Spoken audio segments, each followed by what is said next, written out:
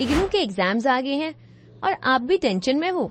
Syllabus बड़ा है, time कम है और समझ नहीं आ रहा कहाँ से पढ़ाई करें, तो टेंशन मत लो। यूनिमा क्लासेस लेके आया है जून 2025 के लिए upgraded notes, 100% exam oriented trips और स्मार्टली डिजाइन नोट्स। यूनिमा क्लासेस ने नोट्स में कवर किए हैं topic summary, main points for quick revision, 8+ possible exam questions कि किस तरह से एग्जाम में आपसे क्वेश्चंस पूछे जा सकते हैं, flow charts to easily understand the topic. Then आता है आंसर विद की हाइलाइट्स कि किस तरह से आप एग्जाम्स में आंसर्स लिख सकते हैं।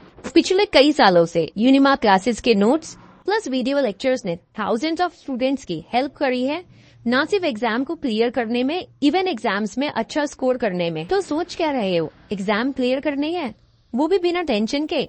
तो अभी यूनिमा क्लासेस की वेबसाइट पे जाओ और नोट्स डाउनलोड कर लो। यूनिमा क्लासेस की वेबसाइट का लिंक आपको इसी वीडियो के डिस्क्रिप्शन में मिल जाएगा। वीडियो लेक्चर्स के लिए यूनिमा क्लासेस विद्यार्थी के चैनल को अभी सब्सक्राइब करो। नमस्कार दोस्तों, मैं अभय प्रताप सिंह एक बार फिर से आपका स्वागत करता हूं आपके अपने एजुकेशन प्लेटफॉर्म यूनिमार क्लासेस में। आज हम लोग MA political science second year वाले विद्यार्थियों के लिए इम्पोर्टेंट क्वेश्चन की एक सीरीज शुरू करने जा रहे हैं। तो आज इसी सीरीज में हम जिस सब्जेक्ट को पढ़ने वाले हैं वो सब्जेक्ट है अपना MP SE 001, जिसका नाम है India and the world.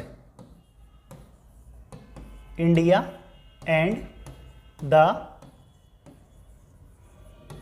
World. तो ये टॉपिक अगर आप लोग इग्नू में सेकेंड ईयर के स्टूडेंट हैं और अगर आपने ये सब्जेक्ट चूज कर रखा है तो ये आज की वीडियो आपके लिए बहुत ज़्यादा इंपॉर्टेंट होने वाली है।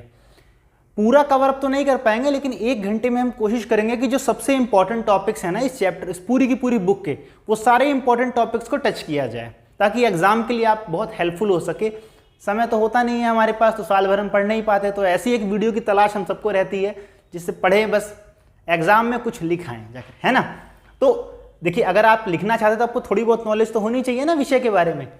तो ये टॉपिक जो अपना है इंडिया एंड द वर्ल्ड, तो जैसा साफ साफ पता लग रहा है, इंडिया यानी कि हमारा प्यारा देश Bharat, and the world, Bharat के पूरे विश्व के साथ कैसे संबंध है या भारत का विश्व को देखने का नजरिया कैसा है। इस पूरी बुक के अंदर केवल इसी बारे में बात की गई है। यदि आप इंटरनेशनल रिलेशंस के बारे में थोड़ी बहुत भी जानकारी रखते हैं तो ये पेपर आपका बहुत आसान होने वाला है, बहुत बढ़िया होने वाला है, कोई टेंशन लेने की जरूरत नहीं है।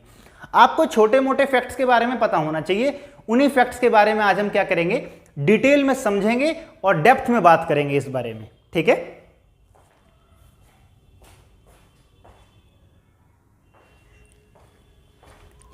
तो आइए शुरू करते हैं। सबसे पहले कोई भी देश, चाहे वो भारत हो, चाहे वो पाकिस्तान हो, चाहे वो अमेरिका हो, फ्रांस हो, रशिया हो, चाइना हो, वो जब वर्ल्ड से रिलेशन बनाते हैं, वर्ल्ड से रिलेशन बनाने के लिए कोई स्ट्रेटजी बनाते हैं, कुछ सोच डेवलप करते हैं, तो इसको कहा जाता है फॉरेन पॉलिसी। इसे क्या कहा जाता है? फॉरेन पॉलिसी, यानी कि विदेश नीति। विदेश नीति, हर देश का अपना अपना एक विदेश मंत्री भी होता है। अब हर देश की जो विदेश नीति होती है ना, कुछ चीजों को सोच के बनती है। कई सारे ऐसे फैक्टर्स हो जो अफेक्ट करते हैं किसी भी देश की फॉरेन पॉलिसीज को, ठीक है। अगर मैं इंडिया के फेवर में, मतलब इंडिया के पक्ष में यदि बात करूं, इंडिया के नजरिए से अगर बात करूं मैं, तो ऐसे कौन कौन से फैक्टर्स हैं? So you can talk factors affecting India foreign policy. वो कौन कौन से फैक्टर्स है जो कि इंडिया की फॉरेन पॉलिसी को क्या करते हैं, अफेक्ट करते हैं? तो उनमें कई सारे फैक्टर्स आ जाते हैं, जैसे कि सबसे पहला फैक्टर हमारा आता है कौन सा? सबसे पहला फैक्टर आता है हमारा सिक्योरिटी। सबसे पहला फैक्टर आता है अपना सिक्योरिटी। सिक्योरिटी एक ऐसा फैक्टर है जो कि हमारी फॉरेन पॉलिसी का बहुत इंपॉर्टेंट पार्ट है। आप इस बात को ऐसे समझिए कि जैसे इंडिया है, अब हमको पता है कि अगल बगल हमारे चाइना और पाकिस्तान जैसे दो कुछ जरूरत से ज़्यादा ही अच्छे साथी बैठे हुए हैं, पड़ोसी बैठे हुए हैं, तो हम जब किसी देश के साथ कोई ट्रीटी करेंगे या फॉरेन में कोई रिलेशन बनाएंगे तो इस बात का ध्यान रखते हैं इस देश के रिलेशन इन दोनों देशों के साथ कैसे हैं। ठीक है, तो फॉरेन पॉलिसी बनाते वक्त या किसी देश से अगर हम रिलेशन बना रहे हैं तो हम इस बात का ध्यान रखेंगे कि फॉरेन में कहीं ऐसा ना हो, मतलब भविष्य में कहीं ऐसा ना हो जाए कि इस देश का संबंध जो हमारी सुरक्षा के लिए खतरा पैदा कर दे। ठीक है, तो सिक्योरिटी को भी ध्यान में रख करके क्या किया जाता है, फॉरेन पॉलिसी बनाई जाती है। इसका एग्जांपल आप देख सकते हैं कि भारत सरकार अफगानिस्तान से कितने अच्छे रिश्ते मेंटेन करके रखती है ना, क्योंकि उसको पता है पाकिस्तान हमारा एक ऐसा देश है जो कि ना खुद शांत रहेगा ना हमें रहने देगा, तो इसलिए हमको अफगानिस्तान से दोस्ती रखनी पड़ती है। तो अफगानिस्तान वाले पाकिस्तान वालों को संभाले रखते हैं हमेशा। ठीक है, तो एक फैक्टर, एक सिक्योरिटी ऐसा फैक्टर है जो कि ध्यान में रखा जाता है, जो कि फैक्टर अफेक्ट करता है इंडियन फॉरेन पॉलिसी को। दूसरा होता है हिस्टोरिक डेवलपमेंट, हिस्टोरिकल फैक्टर्स होते हैं। जो लोग हिंदी में पढ़ रहे हैं उनके लिए बता दूं, एक तो सुरक्षा हित जिसे कहते हैं, आप कह सकते हैं सुरक्षा हित, और एक है ऐतिहासिक, एक है अपने ऐतिहासिक कारण। कुछ ऐतिहासिक कारण भी होते हैं जिसकी वजह से क्या होता है हम अपनी फॉरेन पॉलिसीज को डिफाइन करते हैं। फॉर एग्जांपल हमारा इतिहास कैसा रहा है, अंग्रेजों ने हम पर राज किया, अंग्रेज गोरे थे, हम काले थे, तो क्या हुआ, हमारे साथ बड़ा भेदभाव होता था। तो हमने उन चीज़ों को देखा है कि गुलामी क्या होती है, भेदभाव क्या होता है।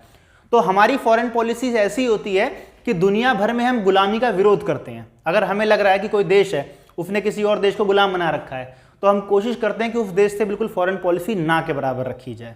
ठीक है, हमारी कोशिश होती है कि हम समानता लाने का प्रयास करें, जिसका बहुत बड़ा एग्जाम्पल आपको देखने को मिलता है कि अभी कैसे G20 देश का जब समिट हुआ था तो भारत ने कैसे अफ्रीकन यूनियन को उसमें एक मेंबर बनवा दिया।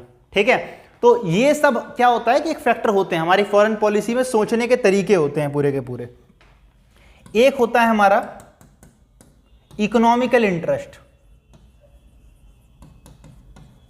एक होता है हमारा क्या, इकोनॉमिकल इंटरेस्ट, यानी कि हमारा आर्थिक हित।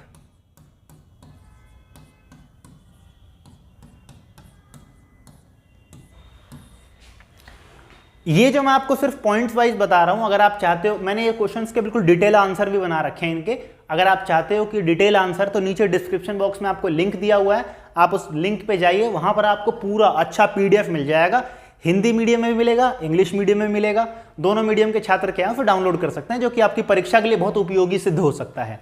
तो इकोनॉमिक इंटरेस्ट कैसे, अब हम किसी देश से संबंध बना रहे, हमने जापान से संबंध बनाए अपने, तो जापान से हमारे संबंध क्यों बनाए भाई, जापान से कुछ इन्वेस्टमेंट आएगी, जापान से कोई टेक्नोलॉजी आएगी। साउथ कोरिया से संबंध बनाए हमने, ठीक है, अब साउथ कोरिया से संबंध बनाए तो उससे क्या हुआ कि वहां की कुछ टेक्नोलॉजी आई, वहां से कुछ इन्वेस्टमेंट आया, अमेरिका से Narendra Modi ji make in India की बात करते हैं हर जगह जाकर के। देखिए, जब भी हम किसी फॉरेन से रिलेशन बनाते हैं, हर चीज में एक ही चीज नहीं होती।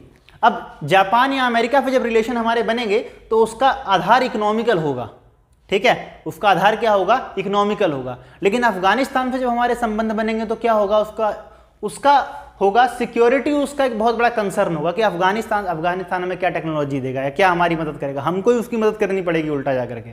ठीक है, तो फॉरेन पॉलिसी को ये सारे फैक्टर्स क्या होते हैं, अफेक्ट करते हैं। इसके अलावा जो हो सकता है ज्योग्राफिकल कंडीशन,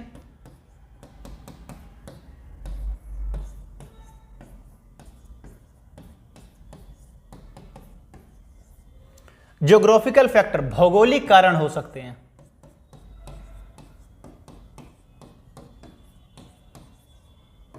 कुछ भौगोलिक कारण भी होते हैं, जैसे कि हम देखते हैं कि भाई चाइना ने क्या किया, धीरे धीरे हमको घेरना शुरू कर दिया। चाइना ने हमारे म्यांमार का कोको आइलैंड ले लिया, फिर श्रीलंका के पास जाके हम्बनटोटा आइलैंड को अपने कब्जे में ले लिया, मतलब कब्जे में लीज पे ले लिया, कहने का मतलब कब्जा कर, अपनी सेना वहां बिठा दी। म्यांमार में जाकर के कुछ ले लिया, पाकिस्तान में जाकर के उन्होंने क्या किया, वो सीपैक और ग्वादर बंदरगाह पे अपना अड्डा जमाना शुरू कर दिया। तो इस तरीके से क्या है, मतलब चाइना ने हमको घेरना शुरू कर दिया। अब भौगोलिक रीजन पे हमारी जिम्मेदारी बढ़ गई थी, हम उसे मतलब घेरे, तो हमने क्या कर दिया, हमने एक बेल्ट बनाई, थाईलैंड से लेकर के एक रोड बनानी शुरू कर दी नितिन गडकरी जी ने, इंटरनेशनल रोड, जो कि आसियान कंट्रीज को जोड़ रही है सीधे सीधे। तो चाइना वालों ने हमें घेरा, हम उनको घेरना शुरू कर देते हैं। इसीलिए भारत सरकार ने मालदीव की कई बिलियन डॉलर देके मदद की कि आप चाइना का कर्जा उतार दो, क्योंकि अगर आप कर्जा नहीं उतार पाए तो चाइना क्या करेगा, मालदीव से कहेगा भाई हमें अपनी आर्मी यहाँ बिठाने दो। तो ज्योग्राफिकल भी कई सारे कारण होते हैं। तो किसी भी देश की जो फॉरेन पॉलिसी बनती है उस फॉरेन पॉलिसी को बहुत सारे फैक्टर्स अफेक्ट करते हैं। अगर मैं इंडिया के रीजन से बात करूं तो कौन कौन से फैक्टर्स हैं जो इंडियन फॉरेन पॉलिसी को अफेक्ट कर सकते हैं, तो भाई वो ये सारे कारण हैं। इसके अलावा ही बहुत सारे हैं, मैंने आपको बताया, डिटेल में दिया, आपको चाहिए तो नीचे लिंक दिया हुआ है, आप जाइए और पीडीएफ डाउनलोड कर लीजिए। इसके अलावा आपको समझना पड़ेगा कि दुनिया में पता बहुत सारे ऑर्गेनाइजेशंस होते हैं, बहुत सारे ऑर्गेनाइजेशंस होते हैं। अब उन ऑर्गेनाइजेशंस, चलिए ऑर्गेनाइजेशन के बारे में बाद में बताता हूं, पहले मैं बताता हूं कि इंडिया में जो है, जब कोई इंडिया फॉरेन पॉलिसी बनाती है तो इंडिया की फॉरेन पॉलिसी में बहुत सारी चीजें ऐसी हो रखी हैं जो कि बड़ी स्टैब्लिश हैं, वेल स्टैब्लिश हैं।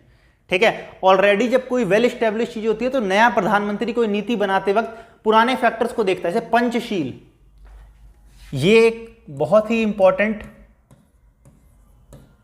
पंचशील समझौता, बहुत ही इंपॉर्टेंट एग्रीमेंट है। पंचशील एग्रीमेंट 1954 में हुआ था, 1954 में हुआ था। भारत के प्रधानमंत्री जवाहरलाल नेहरू और चाइना के उस वक्त के प्रधानमंत्री जो थे झाऊ, इन दोनों के बीच में हुआ था ये। इसमें हिंदी चीनी भाई भाई का नारा दिया गया था। आज तक इसकी झलक हमारी फॉरेन पॉलिसी में देखने को मिलती है। इसका एग्जाम्पल दिया जाता है वर्ल्ड लेवल पर। ठीक है, या फिर कह सकते हैं आप नेम, जिसे हम लोग नॉन अलाइनमेंट मूवमेंट कहते हैं।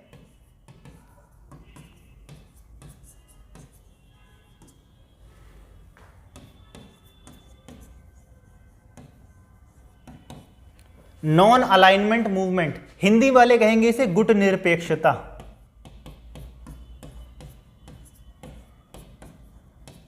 गुट निरपेक्षता यानी कि जब दुनिया कोल्ड वॉर के एरा में चल रही थी तो हम किसी भी ग्रुप में नहीं गए, ना हमने अमेरिका का ग्रुप चूज किया, ना हमने यूएसएसआर का ग्रुप चूज किया। हमने कहा कि भाई हम दोनों ग्रुप से अलग रहेंगे, दोनों पावर ग्रुप से अलग रहेंगे। इसी को कहा गया नॉन अलाइनमेंट मूवमेंट कहा गया। ठीक है, तो ये कुछ ऐसे इंपॉर्टेंट फैक्टर हैं जो कि एक मील का पत्थर स्थापित हुए भारतीय फॉरेन पॉलिसी की दिशा और दशा को बदलने में। ठीक है, इसके अलावा कह सकते हो कि डिसआर्मामेंट,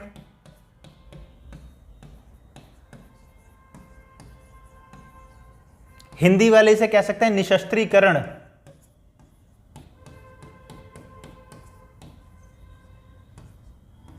निशस्त्रीकरण यानी कि भारत हमेशा से इस बात का पक्षकार रहा है या पैरोकार रहा है कि दुनिया से हथियार खत्म होने चाहिए, क्योंकि हथियार खत्म हो जाएंगे, युद्ध खत्म हो जाएगा। ठीक है, तो ये कुछ ऐसी बातें हैं जो हमारी फॉरेन पॉलिसी में स्टैब्लिश करके गए, हमारे पूर्वज जो थे स्टैब्लिश करके गए, और उसके बाद के जो नेता थे उन लोगों ने लगातार इसके ऊपर काम करते रहे और लगातार काम किया है। ठीक है, तो क्योंकि मैं बता रहा हूं, जैसे पहले ही बता चुका हूं कि एक वीडियो है जो कि आपके पूरे चैप्टर्स को इंक्लूड करती है, तो आंसर तो एग्जाम में आप लिखोगे लिखोगे। ठीक है, भारतीय छात्रों की यही सबसे खूबी है कि जिस बारे में उनको कुछ भी नहीं पता होता उसके बारे में 3-4 पेज भर देते हैं, तो आंसर तो आप लिखोगे लिखोगे, ये मैं जानता हूं। लेकिन अपने आंसर को क्वालिटी वाइज और इंप्रूव करने के लिए आप ये सारी बातें जो मैं आपको बता रहा हूं इसको इंक्लूड कर सकते हो। ठीक है, उसके बाद मैं आपको बताता हूं कि वर्ल्ड में देखिए 2-4 ऐसी चीजें होती हैं जो बड़े बड़े आपने ग्रुप्स के नाम सुने होंगे। ठीक है, तो हमको कुछ ऐसे ग्रुप्स देखने हैं, हमें कुछ ऐसे ग्रुप्स पता होने चाहिए जो ग्रुप्स इंटरनेशनल लेवल पे बनाए गए हैं, और उस इंटरनेशनल लेवल के ग्रुप में इंडिया भी एक मेंबर है, उसमें इंडिया भी क्या है, एक मेंबर है। तो ऐसे ऐसे ग्रुप्स के बारे में आपसे पूछ सकते हैं। वैसे दुनिया में ग्रुप तो बहुत सारे हैं, लेकिन मैं आपको केवल कुछ छोटे छोटे ग्रुप्स के एग्जाम्पल देता हूं जिसके बारे में एग्जाम में पूछ सकते हैं। फॉर एग्जाम्पल एक ग्रुप है SCO, SCO, शंघाई सहयोग संगठन।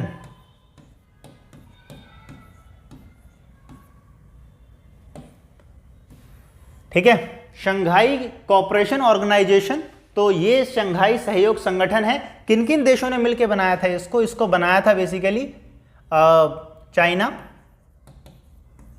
रशिया, किर्गिस्तान और तुर्किस्तान।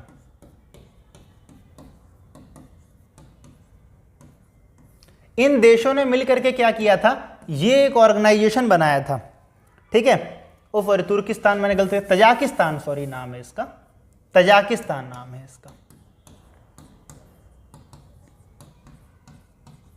इन चारों ने मिलकर क्या किया था, इसको बनाया था। और कब बनाया था इसको बनाया गया था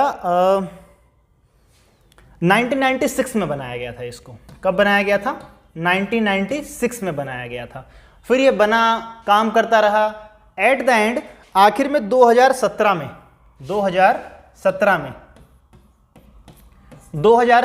इंडिया और पाकिस्तान दोनों को इसका मेंबर बना दिया गया। इंडिया और पाकिस्तान दोनों को इसका मेंबर बना दिया गया। देखिए जब भी कोई ग्रुप बनता है ना, तो ऐसे नहीं कोई भी जाके मेंबर बन रहा है उसका, ऐसे नहीं होता। ग्रुप के सारे मेंबर राजी होने चाहिए इस बात के लिए कि हाँ इनको बुलाओ, ठीक है। तो इंडिया के लिए तो मैक्सिमम लोग इसमें राजी थे, लेकिन पाकिस्तान को फोर्सफुली चाइना ने इंक्लूड करवाया, क्योंकि वो चाहता था कि एक कभी मान लो कल कोई इंडिया कुछ ऐसी बात बोले जो चाइना को पसंद ना आए इस ग्रुप के अंदर, तो कोई होना चाहिए ना। अब चाइना अपने मुंह से थोड़ी बात करेगा कि हाँ भाई हम भी, क्योंकि गलत तो कर ही रहा है, तो उसको एक ऐसा बंदा चाहिए था जो इंडिया को काउंटर कर सके यहाँ पर। तो उन्होंने पाकिस्तान को भी ऐड करवा दिया इसके अंदर लगे हाथों, ठीक है। तो ये एक ऐसा ग्रुप है जिसके बारे में आपको डिटेल में अगर आप कहीं से पढ़ सके तो बहुत अच्छी बात है, लेकिन एससीओ के बारे में पूछा जा सकता है क्योंकि इंडिया इसका एक मेंबर है और 2017 में इसका मेंबर बना था, ठीक है। इसके अलावा कुछ और ग्रुप्स हैं, जैसे कि अगर मैं बात करूं तो एक संगठन अपना आता है ब्रिक्स,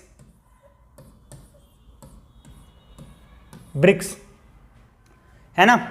जो लोग इंग्लिश मीडियम के विद्यार्थियों को बोलेंगे ब्रिक का मतलब तो ईंट होता है ना, लेकिन ये एक संगठन भी है अंतर्राष्ट्रीय स्तर पे एक संगठन, सॉरी मतलब संगठन कहना गलत होगा, ये एक मंच है, ठीक है। ये एक संगठन नहीं है, ये एक मंच है, एक प्लेटफॉर्म है।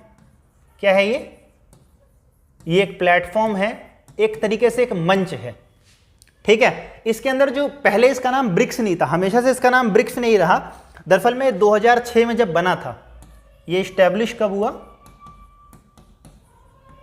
ये स्टैब्लिश हुआ था 2006 में। 2006 में जब स्टैब्लिश हुआ तब यहां पर ब्रिक, इसका नाम था ब्रिक।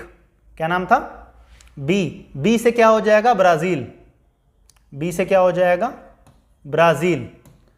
फिर यहां पर था आर से रशिया, आई से था यहां पर इंडिया और सी से था यहां पर चाइना। इन चारों ने मिलकर आपस में एक प्लेटफॉर्म बनाया और 2006 में उसका नाम रखा गया ब्रिक। ये कोई संगठन नहीं है, ये सिर्फ एक मंच बनाया गया था, ठीक है। तो जब मंच बनाया गया तो क्या हुआ, लेकिन 2010 में क्या हुआ, इसमें एंट्री हो गई साउथ अफ्रीका की। 2010 में क्या हुआ, साउथ अफ्रीका जुड़ गया, साउथ अफ्रीका ने ज्वाइन कर लिया इसको। और साउथ अफ्रीका ने जैसे ही ज्वाइन किया तो ब्रिक के पीछे एक ऐसे लग गया तो ब्रिक्स हो गया ये, ठीक है। तो इस ग्रुप के बारे में आपको पता होना चाहिए। इसके बाद जो एक बहुत इंपॉर्टेंट ग्रुप बनता है, ठीक है, जिसके बारे में एग्जाम में पूछा जाता है, बहुत बार पूछा जाता है, ठीक है, वो है अपना सार्क। बहुत इंपॉर्टेंट ग्रुप है ये, बहुत ही ज्यादा इंपॉर्टेंट ग्रुप है और इसके बारे में सवाल पूछे जाने की संभावना बहुत ज्यादा है। हिंदी में फिर दक्षेश कहते हैं, ठीक है, दक्षिण क्षेत्रीय संगठन, ठीक है। तो साउथ एशिया का जो पार्ट है, जैसे भारत जो है ना वो एशिया के अंदर साउथ एशिया वाले रीजन के अंदर आता है। तो साउथ एशियन रीजन के अंदर क्या होता है, इसका अपना मानना है, इसकी फुल फॉर्म हो जाएगी अपनी South Asia association regional corporation.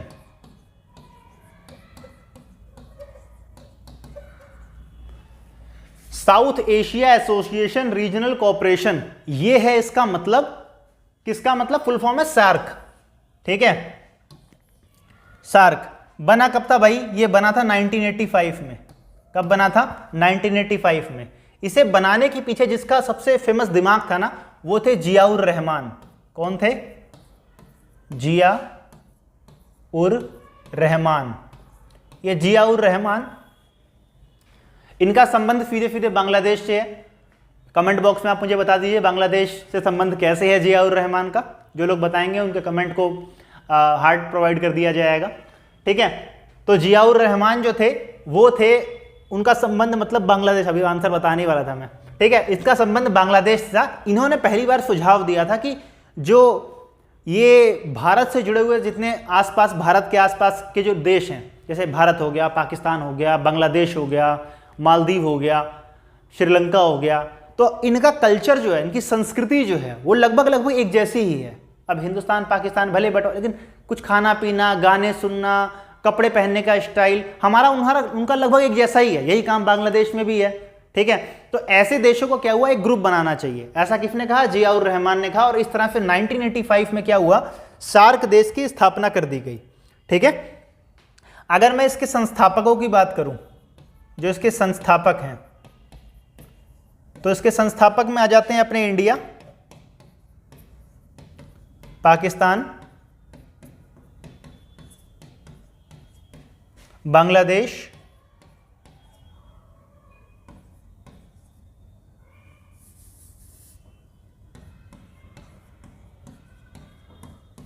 Nepal, Bhutan, Sri Lanka, और आता है इसमें मालदीव, ठीक है। तो 1 2 3 4 5 6 7 इसके देश ऐसे हैं जो कि इसके संस्थापक देश हैं इसके अंदर, ठीक है। संस्थापक देश कितने हैं इसके 7 इसके संस्थापक देश हैं। इसका जो हेडक्वार्टर है,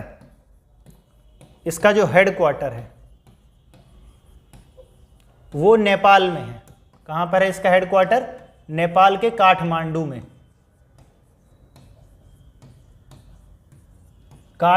में, भारत का एक बहुत ही प्रसिद्ध और फेमस ज्योतिर्लिंग जो है वो काठमांडू में पाया जाता है। अगर नाम पता है तो कमेंट बॉक्स में बता देना, ठीक है। अब उसके बाद हुआ क्या,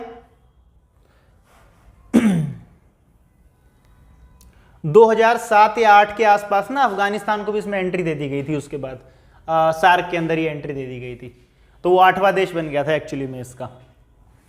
अब ये तो कुछ ऐसे मैंने बताया, सार्क को आप लोग ध्यान से पढ़ना बहुत ज्यादा। उसके अलावा जो बाकी संगठन मैंने बताया उनके बारे में डिटेल से थोड़ा बहुत पढ़ लेना, लेकिन आपको पता होना चाहिए एटलीस्ट वो संगठन है क्या। जैसे ब्रिक्स की बात की तो ब्रिक संगठन नहीं है, वो बस एक मंच है। सार्क एक इंपॉर्टेंट देश है, और ये 7 देश जो आपको दिख रहे हैं ना, इसमें कहीं ना कहीं इंडिया बहुत पावरफुल है इस पूरे ग्रुप में। तो इंडिया की जिम्मेदारी इस ग्रुप को लेकर बहुत बढ़ जाती है। लेकिन ये ग्रुप धीरे शुरुआत में तो बहुत अच्छा काम करता रहा, एक मंच प्रोवाइड किया, सब लोग आते थे, अपनी बात करते थे, इसकी बैठकें हुआ करती थी। लेकिन धीरे धीरे ये फेल होने लग गया ग्रुप, और आज के टाइम पे इंडिया ने खुद इसे बहुत भाव देना बंद कर दिया है। आज के टाइम पे इंडिया सार्क के बजाय बिम्स्टेक के ऊपर ज्यादा ध्यान दे रहा है फिलहाल, ठीक है।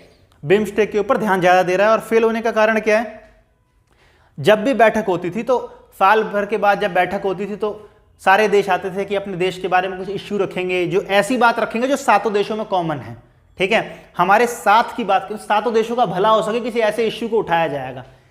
ये पाकिस्तान वाले भाई जब आए तब कश्मीर दे दो, मतलब शुरू हो जाता था इनका पूरा का पूरा हिसाब किताब। तो इनके चक्कर में क्या हुआ, दक्षेश ने धीरे धीरे काम करना बंद कर दिया। वरना साप्टा वगैरह, एक फ्री ट्रेड का प्लानिंग, बहुत कुछ आ गया था इसके अंदर। ये बहुत अच्छा ग्रुप बन सकता था वर्ल्ड के लेवल पे। आप देखो हमारे बगल में आशियान वाले हैं, क्या डेवलपमेंट कर गए, तरक्की कर गए, ठीक है। यहाँ पर लड़ने से फुर्सत नहीं है किसी को आपस में, तो तरक्की नहीं कर पाई, इसलिए ये ग्रुप एक फेल ग्रुप रहा आखिरकार, ठीक है।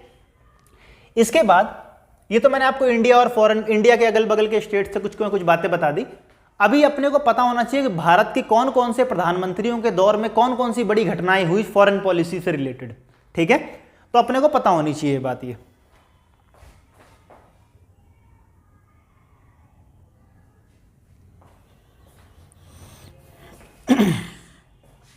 तो सबसे पहले हम बात करेंगे इंदिरा गांधी जी की।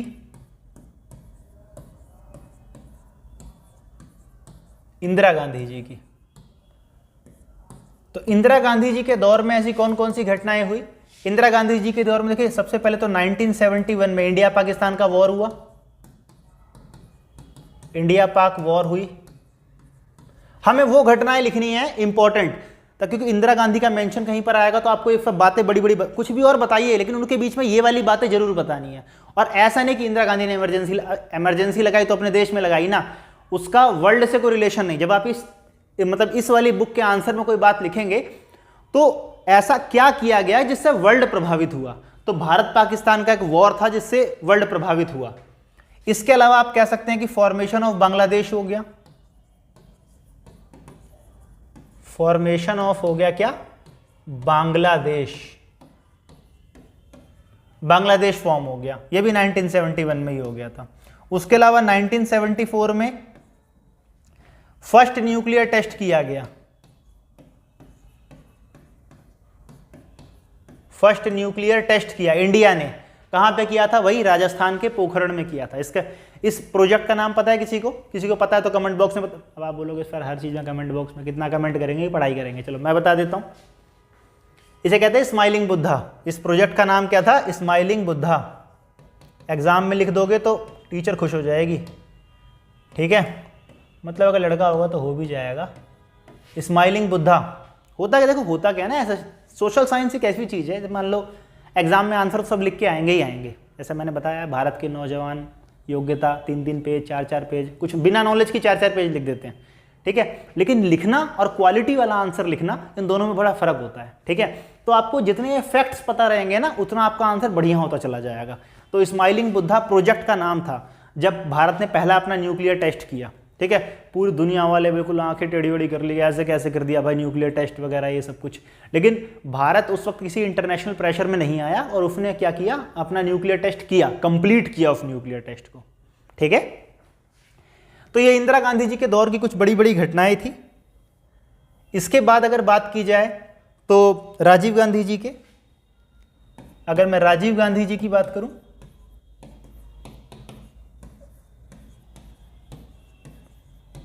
राजीव गांधी जी जब देश के प्रधानमंत्री बने 1984 में, आपको पता है कि इंदिरा गांधी जी की हत्या कर दी गई थी उनके बॉडीगार्ड्स द्वारा। उसके बाद राजीव गांधी जी देश के प्रधानमंत्री बने। राजीव गांधी जब देश के प्रधानमंत्री बने तो उन्होंने सबसे ज्यादा फोकस जिस पे किया वो किया डेवलपमेंट पे, डेवलपमेंट पे, विकास को अपने केंद्र में रखा। कई बार आपने सुना होगा ये प्रचार भी ऐसा कहता है राजीव गांधी कंप्यूटर भारत में लेके आए थे, ठीक है। तो अब कंप्यूटर तो हो सकता है उससे पहले, लेकिन कंप्यूटर जैसा शब्द एक आम जनमानस तक पहुंच पाया, ठीक है, आम लोग इस धारणा से जुड़े, तो पहली बार उन्होंने विकास की बात करनी शुरू की। उन्होंने कहा पुरानी कब तक बातें हम ढोते रह जाएंगे। और ये ऐसे प्रधानमंत्री बने जो कि गए कहां पर, वहां भी गए, क्या बोलते हैं, चाइना भी गए। चाइना का इन्होंने, क्योंकि जब 1962 में इंडिया चाइना की वॉर हो गई थी, जब से इंडिया चाइना की वॉर हुई थी कोई भी प्रधानमंत्री उसके बाद से, जवाहरलाल नेहरू के लास्ट थे, उसके बाद से कोई प्रधानमंत्री ना चाइना से हमारी बातचीत हुई और ना वहां पे गया। हालांकि बीच में जब अटल बिहारी वाजपेयी जी की सरकार, मतलब अटल बिहारी वाजपेयी कह रहा हूं, जब जनता पार्टी की सरकार आई थी तो अटल बिहारी वाजपेयी विदेश मंत्री थे, वो चाइना गए थे, लेकिन प्रधानमंत्री नहीं गए थे उसमें, मोरारजी देसाई नहीं गए थे उसमें प्रधानमंत्री। लेकिन राजीव गांधी ने क्या किया, चाइना के साथ रिलेशन क्या किए,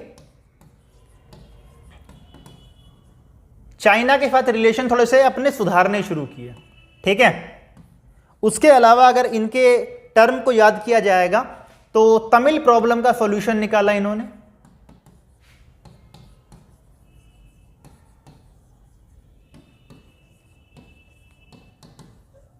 तमिल प्रॉब्लम का जो है वो सॉल्यूशन निकाला इन्होंने। बेसिकली जो राजीव गांधी और जयवर्धने जी के बीच में समझौता हुआ था, उससे तमिल प्रॉब्लम का इन्होंने सॉल्यूशन निकाला। अपनी आर्मी हमने इंडिया में भेजी, पीस कीपिंग फोर्स हमारी इंडिया की गई और तमिलनाडु में बैठ गई, ताकि वहां ये सब दंगे फसाद वगैरह रोके जा सके, ठीक है। तो ये राजीव गांधी जी के दौर की कुछ इंपॉर्टेंट घटनाएं थी, ये पूरी की पूरी, ये आपको पता होनी चाहिए। इसके बाद जो प्रधानमंत्री बने उनमें कुछ खास तो ऐसा नहीं हुआ। इंपॉर्टेंट बने जो प्रधानमंत्री उनमें थे PV Narasimha Rao, PV Narasimha Rao, PV Narasimha Rao ji, ठीक है। पीवी नरसिम्हा राव ने बहुत सारे ऐसे काम किए जिससे इंडियन फॉरेन पॉलिसी प्रभावित हुई, ठीक है। 1992 में बने थे ये। इनके दौर में इंटरनल भी घटनाएं बहुत हुई थी, जैसे मतलब बाबरी मस्जिद का गिर जाना और ये सब, लेकिन ये सब हमारे, क्योंकि वो नेशनल इंटरेस्ट की बातें हैं सारी, हमको इंटरनेशनल बातें लिखनी है, ठीक है। तो सबसे पहली बात ये लेके आए थे LPG reform, LPG reform. Bharat की अर्थव्यवस्था खोल दी गई, फॉरेन कंपनियां भारत में आने लग गई, व्यापार करने लग गई, ठीक है।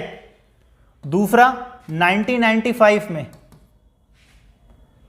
WTO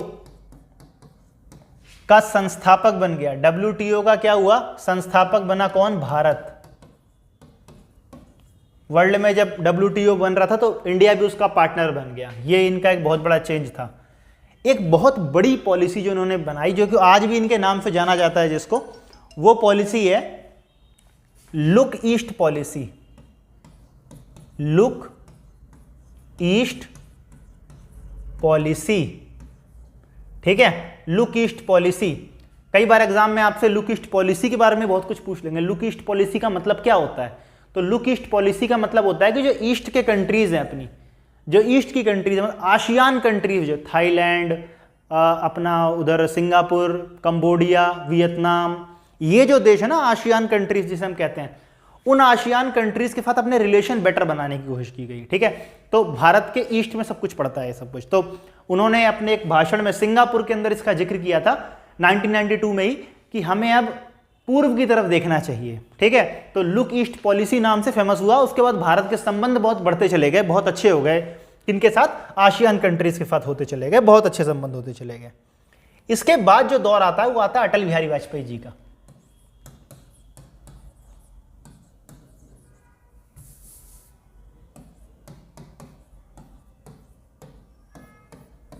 अटल बिहारी वाजपेयी जी भारत के प्रधानमंत्री बने।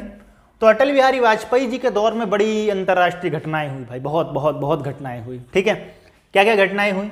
सबसे पहली बात तो 1998 पोखरण में न्यूक्लियर टेस्ट हुआ। न्यूक्लियर टेस्ट हुआ। पूरी दुनिया ने वैसी नाक टेढ़ी कर रखी थी जब हमने इंदिरा गांधी जी के टाइम पे किया था 1974 में पहला टेस्ट। तब वो टेस्ट तो हुआ और अपने टारगेट को लेकिन उस तरह से अचीव नहीं कर पाया। वो इंडिया को एज अ न्यूक्लियर नेशन की मान्यता नहीं मिली। लेकिन जब ये वाला टेस्ट हुआ, इतना जबरदस्त और असरदार था कि मतलब दुनिया के सामने इंडिया ने प्रूव किया that we are a nuclear country. और भारत का नाम जो था वो परमाणु संपन्न देशों की श्रृंखला में आ गया इसके बाद। ठीक है, तो न्यूक्लियर, हालांकि इसका भारत के ऊपर बैन लगा दिया गया था। ठीक है, बड़े अमेरिका ने लगाया, फिर बहुत सारे कई अमेरिका के साथ के जितने दोस्त थे सबने बैन लगा दिया। ठीक है, अमेरिका वालों ने कहा कि भाई ये तो शांति को भंग करना चाहते हैं, ये वो। उस वक्त अमेरिका वालों की पाकिस्तान से बड़ी अच्छी दोस्ती थी। ठीक है, तो पाकिस्तान वाले उनके बिल्कुल सगे बेटे से भी ज़्यादा प्रिय थे उनको लगा इंडिया वाले न्यूक्लियर बॉम्ब बना लिए, ऐसे कैसे मार देंगे कभी भी उसको पकड़ करके। ठीक है, लेकिन 2001 में कहानी थोड़ी सी पलट गई। 2001 में पाकिस्तान के कुछ शांतिप्रिय नागरिकों ने जा करके अमेरिका में उनका ट्रेड सेंटर गिरा दिया पकड़ करके। तब अमेरिका वालों की आँख खुली, जा करके बैन हटाया भाई, बोले पहले इंडिया पर से बैन हटाओ। और धीरे धीरे पाकिस्तान से हाथ खींच करके उन्होंने इंडिया से दोस्ती करनी शुरू की। वो एक अलग टॉपिक है, जब इंडिया अमेरिका रिलेशन पढ़ेंगे कभी डिटेल में समझेंगे तो उसको समझेंगे अच्छे से। लेकिन ये एक इंपॉर्टेंट घटना थी जो कि अटल बिहारी वाजपेयी जी के समय में हुई थी। ठीक है, इसके बाद एक और इंपॉर्टेंट घटना क्या हुई थी? इसके बाद इंपॉर्टेंट घटना हुई थी भाई जो कारगिल वॉर हो गई थी। कारगिल वॉर, ठीक है, कारगिल वॉर के साथ यहां पर इंडिया ने क्या किया था? एक दिल्ली लाहौर बस सर्विस शुरू की थी।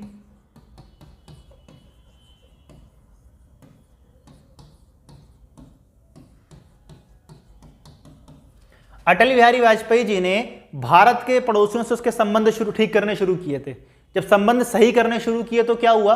उसमें एक बस चलाई गई कि जो दिल्ली से लाहौर जाती थी सीधा सीधा। ठीक है, तो ताकि दोस्ती हो सके दोनों देशों में। नवाज शरीफ उस तरफ से थे और अपने अटल बिहारी वाजपेयी जी इस तरफ से थे, दोनों प्रधानमंत्री मिले। अटल बिहारी वाजपेयी जी खुद ही बैठ करके इस बस में लाहौर तक गए।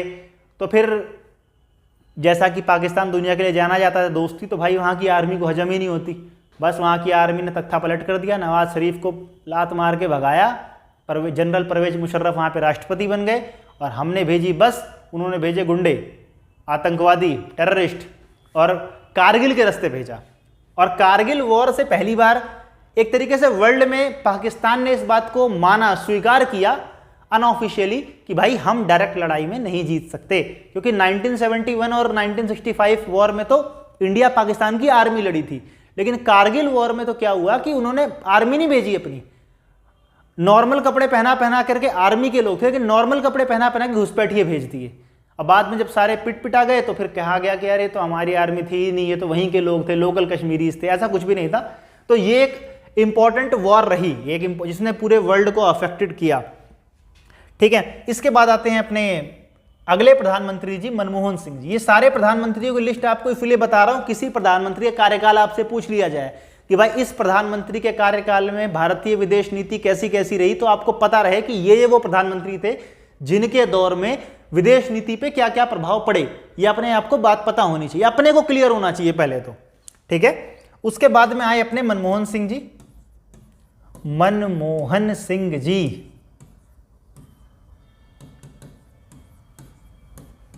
ठीक है भाई। तो मनमोहन सिंह जी बड़े जबरदस्त काम किए। पहले तो उन्होंने क्या किया, अमेरिका के साथ एक एग्रीमेंट किया। इन्होंने क्या करा, अमेरिका के साथ कर दिया एग्रीमेंट।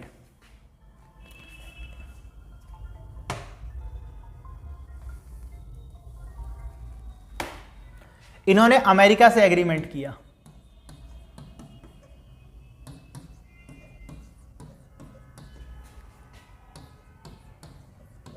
समझौता जिसे कहते हैं, 1 2 3 कहते हैं इसको, ठीक है, न्यूक्लियर एग्रीमेंट। इसके बाद इन्होंने एक पॉलिसी निकाली, look west policy. Look west policy. अब लुक वेस्ट पॉलिसी क्या है भाई, नरसिम्हा राव जी ने कहा था लुक ईस्ट पॉलिसी, मतलब भारत था, भारत के ईस्ट में जो है वो आसियान कंट्रीज थी, जहां पे सिंगापुर है, थाईलैंड है, वियतनाम है, म्यांमार है, कंबोडिया है।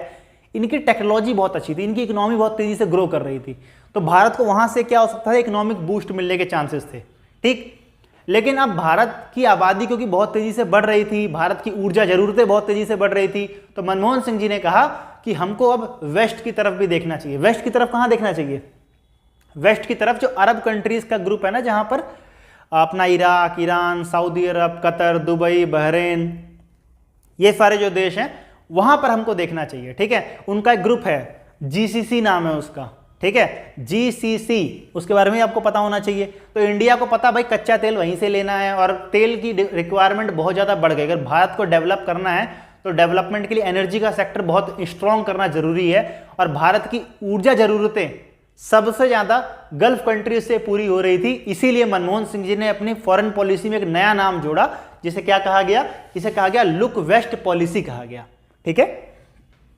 डिटेल मैं आपको कल टर्म बता रहा हूं, डिटेल में एक बार समझ लीजिएगा, जान लीजिएगा इसको अच्छे से जाकर के, ठीक है। इसके बाद जो अपने मोदी जी आ गए फिर तो भाई, उसके बाद तो आए अपने मोदी जी।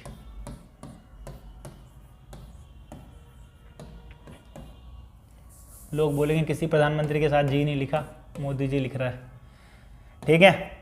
तो मोदी जी ने क्या करा, मोदी जी ने दरअसल में एक दो कदम आगे बढ़ा दिया। नरसिम्हा राव जी ने कहा था look east policy, Modi ji ने कहा हटाओ लुक ईस्ट पॉलिसी, बहुत हो गया लुकिंग, 1992 से लुक हुई हो रहा है, एक्ट ईस्ट पॉलिसी शुरू करो। मोदी जी ने कहा act east policy, act east policy, act east policy शुरू की गई।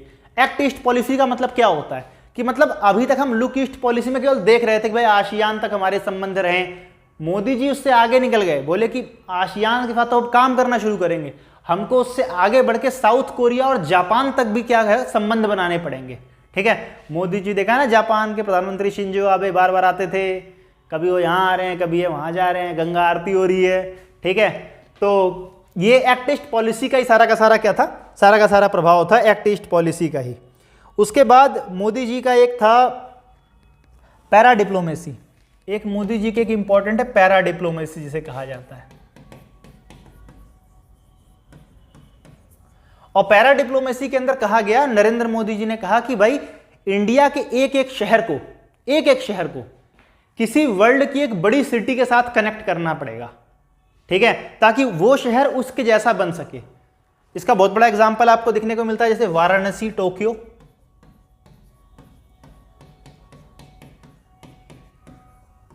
वाराणसी एंड टोक्यो का रिलेशन जो है आपको देखने को मिलेगा, मुंबई शंघाई का देखने को मिलेगा,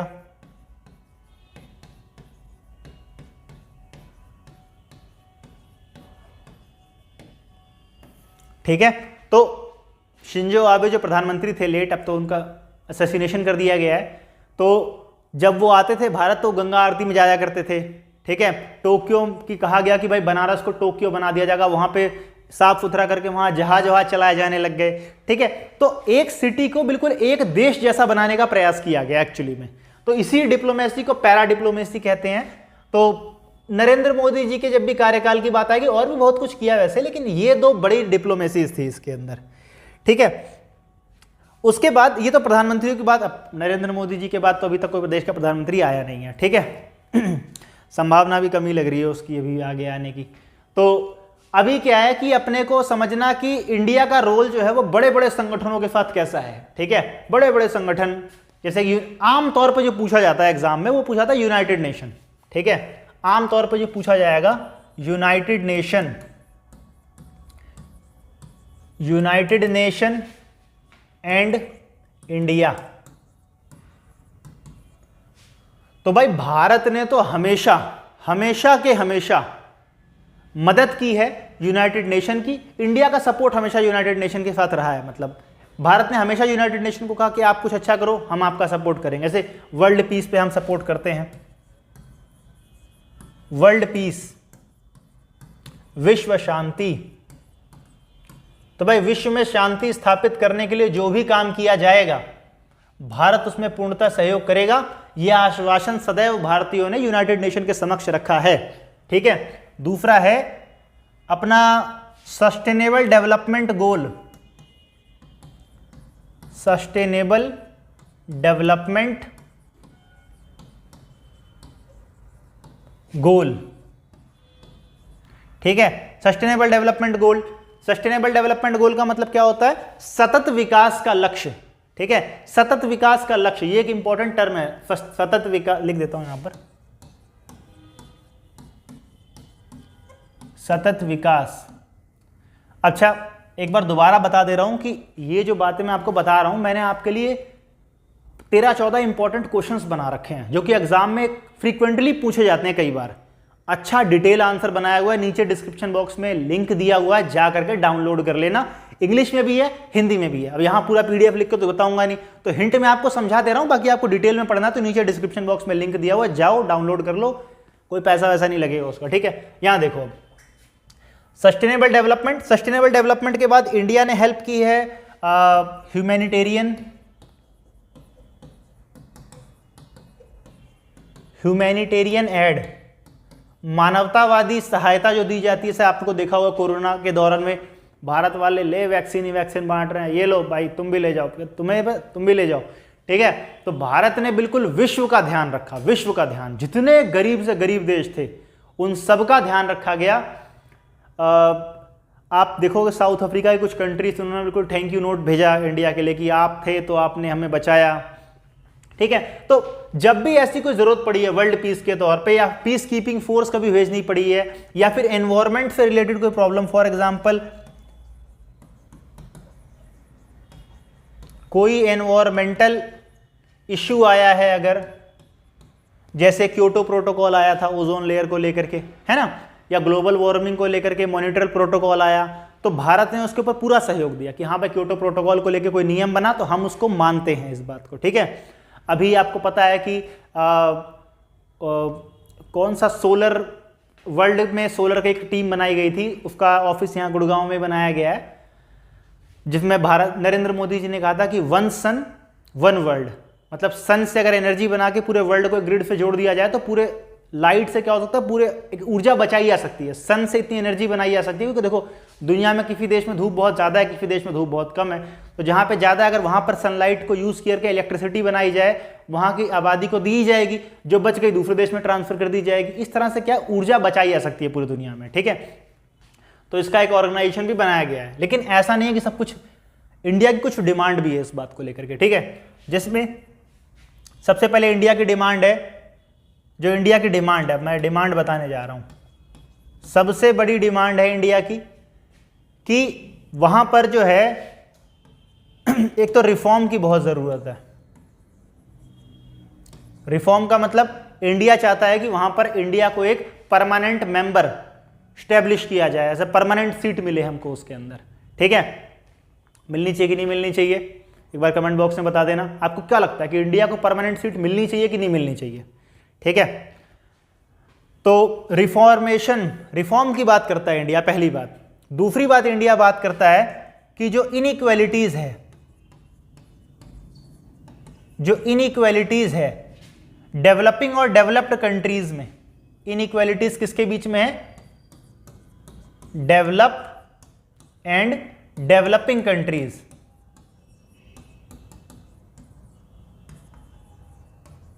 इसे खत्म करने की कोशिश की जाए।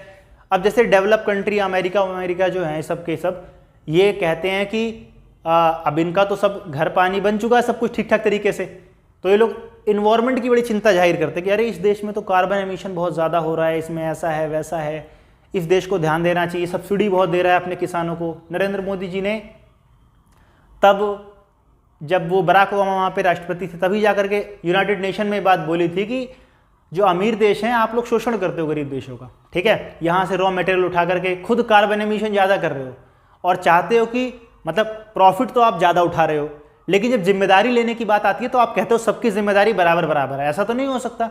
जो देश पर्यावरण का उपयोग ज़्यादा कर रहा है जिम्मेदारी भी उसकी ज़्यादा होनी चाहिए, ठीक है। तो ऐसे कई सारे इश्यूज़ पे लेकर के हमारा भी क्या है, यूनाइटेड नेशन से कॉन्फ्लिक्ट चलता रहता है धीरे धीरे, ठीक है।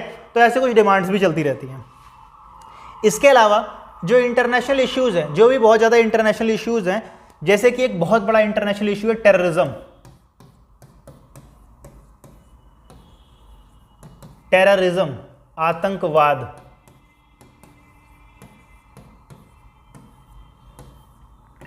ठीक है। आतंकवाद बहुत बड़ा इश्यू है वर्ल्ड में। अब आतंकवाद को लेकर के इंडिया का स्टैंड तो शुरू से ही क्लियर रहा था, ठीक है। आपने मोदी जी का एक वो सुना होगा लाइन, उन्होंने बोली थी कि देयर इज नथिंग गुड और बैड टेररिज्म। इस दुनिया में कोई भी अच्छा आतंकवाद और बुरा आतंकवाद नहीं होता, ठीक है। जब वो ये बात बोल रहे हैं अच्छा आतंकवाद या बुरा आतंकवाद नहीं होता, इसका मतलब क्या होता है कि जो कई अच्छी कंट्रीज होती हैं ना, जैसे अमेरिका जैसी कंट्रीज हैं, इनकी आदत होती है कि जबरदस्ती किसी देश में घुस जाएंगे और हम डेमोक्रेसी सिखाने जा रहे हैं। दरअसल में वेस्ट की थोड़ी समस्या है। अंग्रेज भी जब हिंदुस्तान के ऊपर राज करते थे ना, तो ये नहीं बोलते थे दुनिया को कि हम राज कर रहे हैं, हमने गुलाम बना रखा है। वो कहते थे कि हम इनको सुधार रहे हैं, हम इनका एजुकेशनल डेवलपमेंट कर रहे हैं, बहुत पिछड़े हुए हैं ये, ठीक है। अफ्रीकन कंट्रीज का शोषण आज यही बोल के किया जाता है। जब सद्दाम हुसैन ने कहा इस बात को दुनिया के सामने कि भाई तेल हमारा, हम अपने प्राइस से बेचेंगे, हम डॉलर में नहीं बेचेंगे, अमेरिकन को पता लग गया कि भाई डॉलर में अगर तेल नहीं बिकेगा तो हमारी वैल्यू गिर जाएगी। अटैक कर दिया भाई उसकी कंट्री पे कि भाई यहाँ पे वो नहीं है, डेमोक्रेसी नहीं है, ये तो केमिकल वेपन बना रहे हैं, दुनिया खतरे में पड़ जाएगी। तो इस तरीके से क्या करते हैं, मतलब जहां इनका मन करता है उसे टेररिस्ट बताया, खुद अटैक कर दिया, खत्म कर दिया, बाद में कोई केमिकल वेपन मिला ही नहीं उसके अंदर, ठीक है। तो ये प्रॉब्लम आ जाती है कई बार। तो टेररिज्म को लेकर के एक इंटरनेशनल इश्यू है जिसके ऊपर इंडिया का स्टैंड साफ है कि गुड टेररिज्म बैड टेररिज्म जैसा कुछ नहीं होता। अमेरिकन के साथ इश्यू ये है कि भाई 2001 जब तक इनके ऊपर वर्ल्ड ट्रेड सेंटर में हमला नहीं हुआ था ना, तब तक तो ये बोलते थे कि टेररिज्म जो है वो केवल ये साउथ एशियन कंट्रीज है ना, उनकी प्रॉब्लम है। हमारे यहाँ कहाँ आतंकवादी हमला होता है, हमारे यहाँ तो हिम्मत ही नहीं किसी। भाई वर्ल्ड ट्रेड सेंटर गिर गया, फिर रशिया के ऊपर अटैक हुआ जो 2004 में, चेचन्या के ब्लैक विडोज ने जब कई सारे अटैक कर दिए थे वहाँ पर। तो जब दुनिया के फ्रांस का आप देख लो पिछले 10 साल में क्या हाल हुआ है, ठीक है। तो अब ये लोग आतंकवाद को एक वैश्विक मुद्दा मानते हैं, ठीक है। तो आतंकवाद के ऊपर आपको कुछ एग्जांपल्स पता होने चाहिए, हर कंट्री का पॉइंट पता होना चाहिए। आज के टाइम पे आतंकवाद जो है बहुत ज़्यादा इंक्रीमेंट होता जा रहा है, ठीक है। उसका रीज़न क्या है, एक तो ये लोग टेक्नोलॉजी का यूज़ करने लग गए हैं, टेक्नोलॉजी का यूज़ करने लग गए हैं, रेडिकलिज्म बढ़ता चला जा रहा है, ठीक है। कट्टरवाद की भावना जो है बढ़ती चली जा रही है और हो क्या रहा है, अब ये फैल भी बहुत, टेक्नोलॉजी का यूज़ है, मोबाइल कैमरे वैमरे देखा ना, ISIS वाले वहाँ से वीडियो अपलोड कर रहे हैं, वहाँ से कैसे लोगों को मारा जा रहा है। तो ये सब चीज़ देख के ना जनता दुनिया में रेडिकलाइज होते हैं पब्लिक। तो ये कई सारे इसके कारण हो सकते हैं और कहीं कहीं पे तो आप ये भी कह सकते हो कि हाँ बहुत ज़्यादा एक्सप्लॉयटेशन हो रहा है। बहुत ज़्यादा क्या होता है, जब एक्सप्लॉयटेशन से भी क्या होता है कि टेररिज्म के बढ़ने के चांसेस बहुत ज़्यादा बढ़ जाते हैं, ठीक है। किसी कंट्री में इक्वालिटी नहीं है या फिर डेमोक्रेसी कहीं पर नहीं होती, राइट्स नहीं मिल पाते, वो भी एक टेररिज्म का कारण हो सकता है। तो एक इंटरनेशनल इशू है, इसके ऊपर दुनिया को समझना चाहिए और कभी भी टेररिज्म का काउंटर टेररिज्म नहीं हो सकता, ठीक है। ये हमेशा इस बात को ध्यान रखना चाहिए, ठीक है। एक और इंपॉर्टेंट इश्यू है जो कि वर्ल्ड के लिए बड़ा इंपॉर्टेंट है, जिसे हम लोग कहते हैं डिस आर्मामेंट। हिंदी में इसे कहते हैं निशस्त्रीकरण।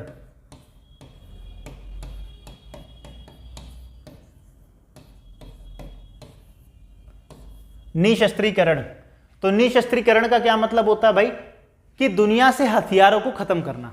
ठीक है, तो बातें तो खैर सारे देश ऐसी बड़ी बड़ी बातें करते हैं। तो निशस्त्रीकरण की जो बात है वो भारत के प्रधानमंत्री जवाहरलाल नेहरू से करते हुए आ रहे हैं। ठीक है, तो अब तक हमारा, क्योंकि हम विश्व शांति में योगदान देना चाहते हैं, वसुधैव कुटुंबकम आवर आइडिया, तो हम चाहते हैं कि हटे डिसर।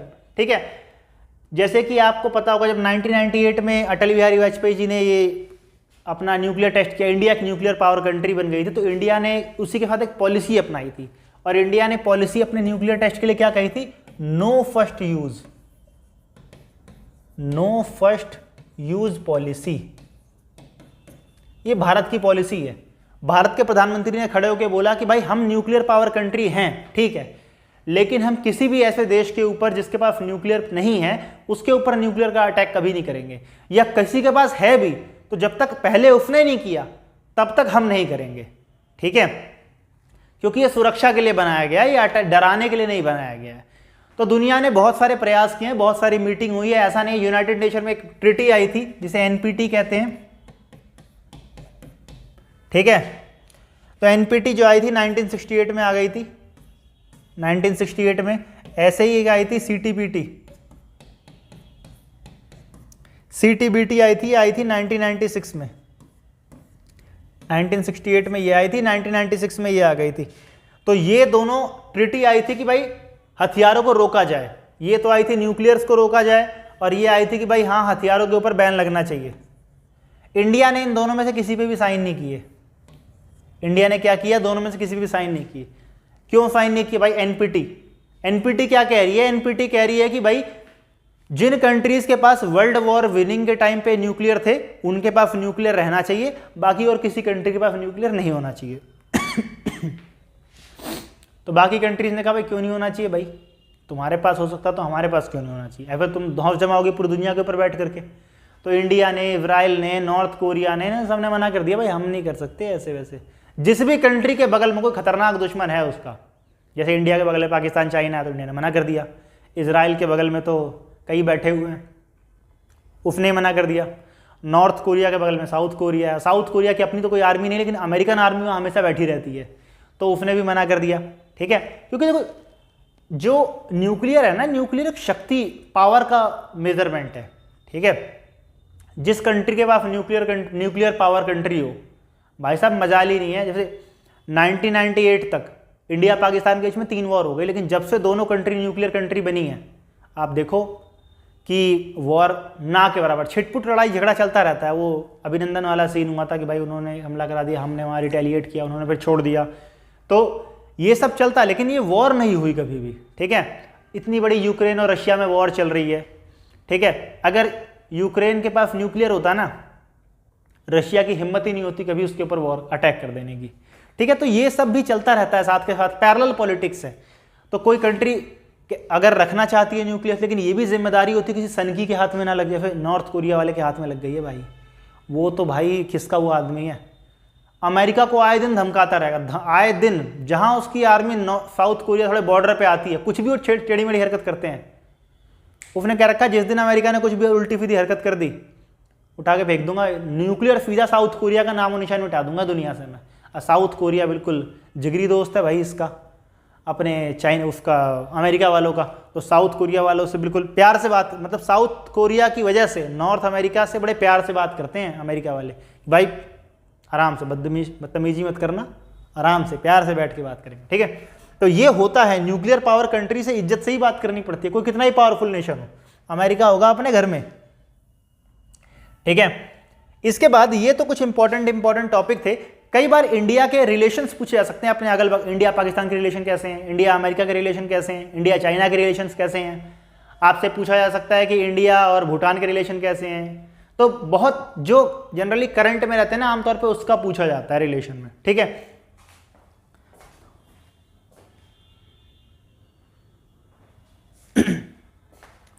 तो हम जिस टॉपिक को पढ़ने वाले हैं वो है ये इंडिया का रिलेशन हम चाइना के साथ पढ़ लेते हैं, क्योंकि इंडिया के बगल में चाइना एक बिल्कुल बगल की कंट्री है, जिसके बाद हमारे बहुत सारे इश्यूज भी हैं और करंट में क्या हुआ है, एटमॉस्फेयर में इश्यूज रहे भी बहुत ज़्यादा है।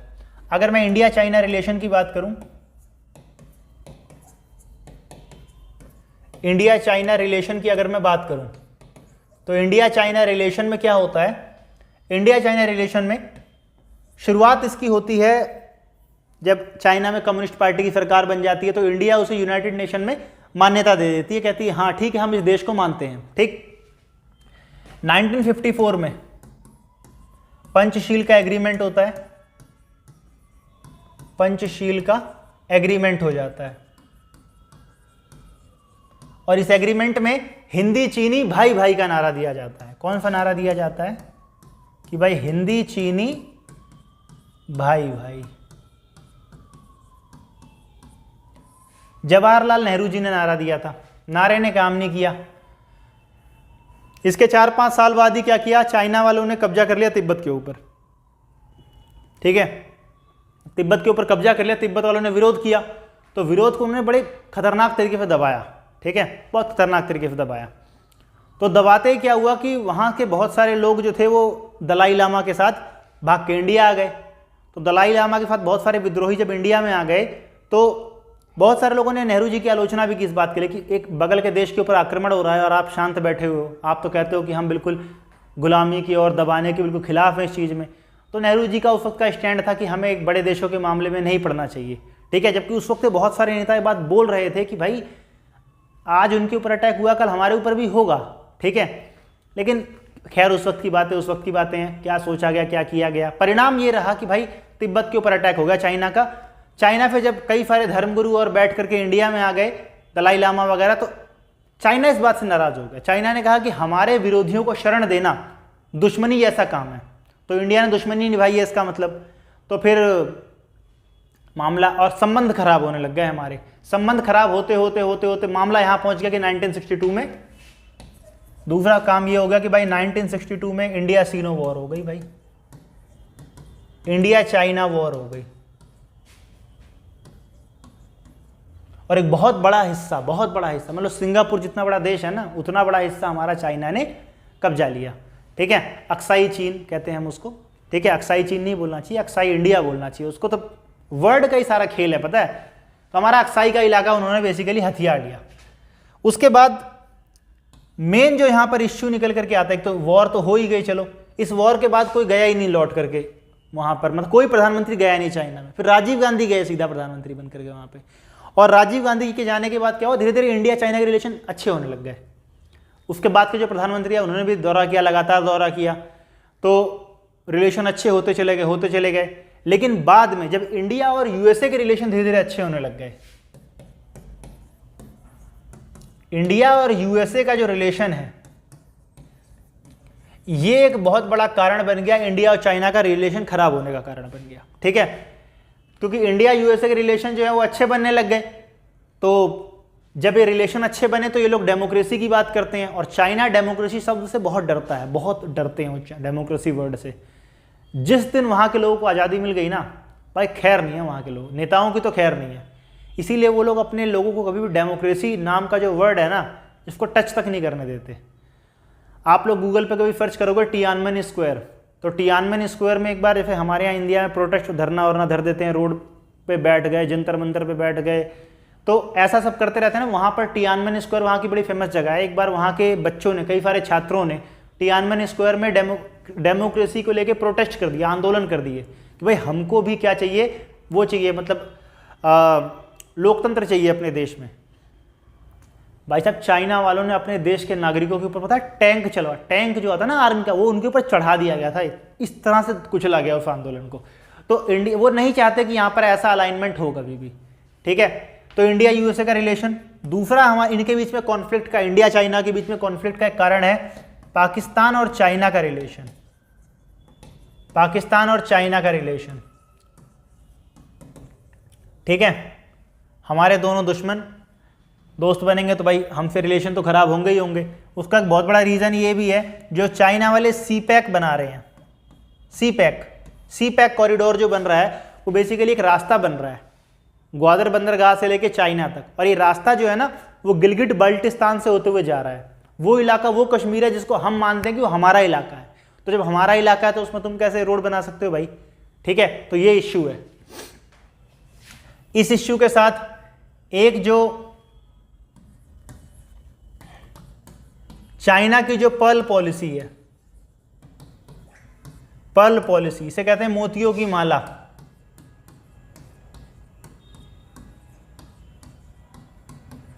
चाइना वाले क्या कर रहे हैं? हमको घेर रहे हैं चारों तरफ से, हमारे अगल बगल के देशों को कर्ज देते हैं, अपने डेब्ट ट्रैप में फंसाते हैं, और डेब्ट ट्रैप में फंसा के उनको अपने फेवर में ला रहे हैं धीरे धीरे।